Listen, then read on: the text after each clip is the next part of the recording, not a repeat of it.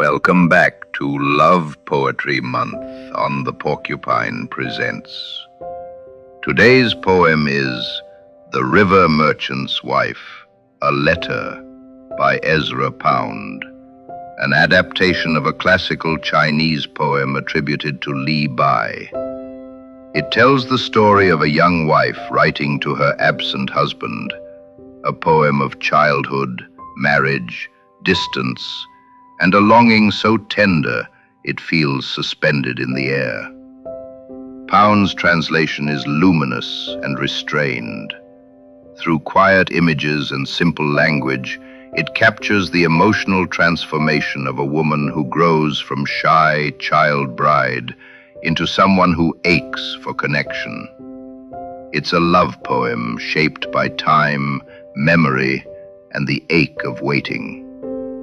After the reading, I'll offer a short reflection on why Pound's translation feels so intimate, how the poem preserves the emotional logic of classical Chinese poetry, and what makes this letter of longing feel both ancient and heartbreakingly modern. Let's listen.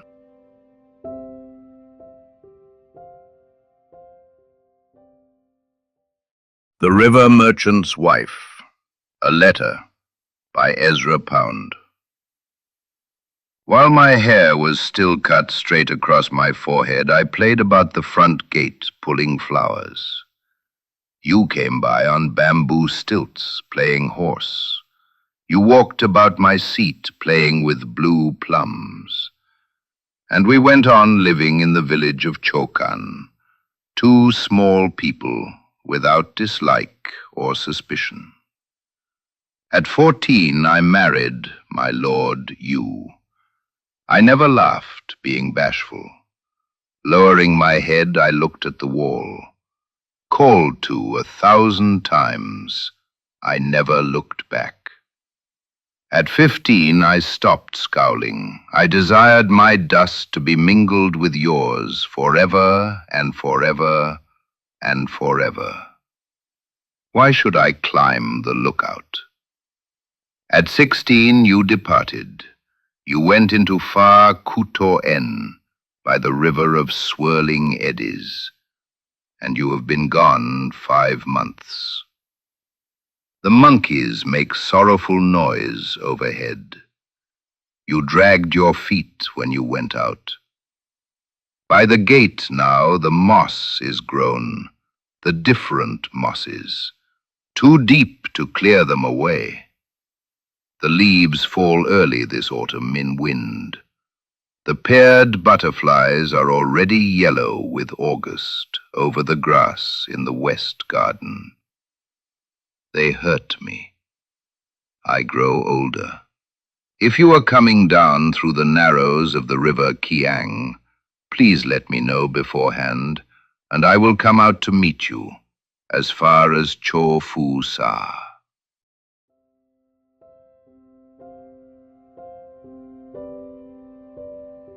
That was The River Merchant's Wife, a Letter, one of the most delicate and affecting love poems in the English language, made even more remarkable because it is not originally English, nor originally modern.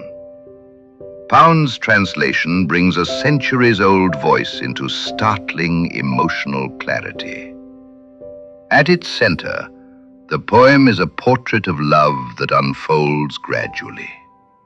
We watch the speaker grow from a child who can barely look at her husband to a woman whose whole emotional world is defined by his absence.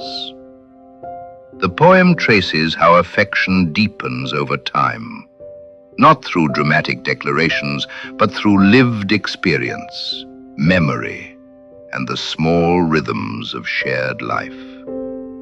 The imagery is exquisitely understated. Classical Chinese poetry often conveys feeling through the natural world. Moss that grows too deep to sweep away. Paired butterflies the speaker cannot bear to watch. Leaves drifting as the seasons pass. Each image becomes an emotional proxy, a way of expressing longing indirectly, without ever naming it. One of the poem's most powerful qualities is its restraint. There is no accusation, no bitterness, no demand. The speaker's ache is quiet, patient, and dignified.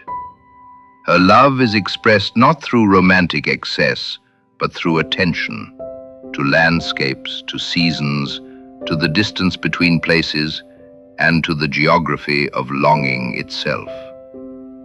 Pound understood that what makes the poem timeless is not its historical setting, but its emotional architecture. The experience of waiting for someone you love so deeply that their absence becomes a physical space in your life. The letter form intensifies this intimacy. We feel as though we are reading a confession not meant for us, a private account of vulnerability and devotion. What makes this poem endure is the way it reveals love as something that grows in layers. The young wife's tenderness is not sudden. It is shaped by time, by quiet companionship, and ultimately by separation. In longing, she discovers the depth of her feeling.